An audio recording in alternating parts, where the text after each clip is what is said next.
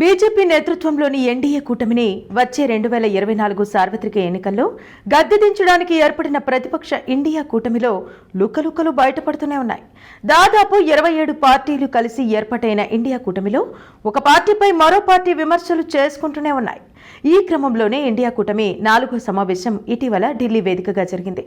ఈ భేటీ తర్వాత కాంగ్రెస్ పార్టీ లక్ష్యంగా నితీష్ కుమార్ నేతృత్వంలోని జేడీయూ ఎంపీ తీవ్ర విమర్శలు గుప్పించారు.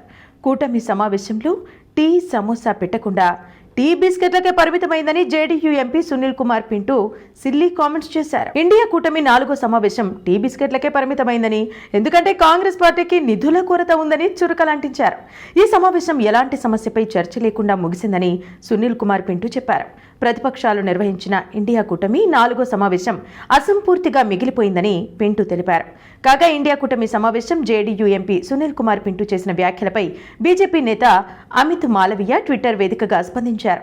ఇండియా కూటమి సమావేశంలో సమోసా లేకపోవడంతో నితీష్ కుమార్ కు చెందిన పార్టీ ఎంపీలు నిరాశకు గురయ్యారని ఎద్దేవా చేశారు. ఇండియా కూటమి భేటీలో ఎలాంటి తీవ్రమైన అంశం చర్చకు రాలేదని సునీల్ కుమార్ పింటూ చెప్పారని, కూటమి ప్రధాన అభ్యర్థిగా నితీష్ కుమార్ ను ప్రకటించే వరకు ఇలాంటి ఫిర్యాదులు కొనసాగుతూనే ఉంటాయని అమిత్ మాలవీయ విమర్శలు చేశారు. మరోవైపు ఇండియా కూటమి 4వ సమావేశంలో కీలక విషయం చర్చకు వచ్చినట్టు తెలుస్తోంది.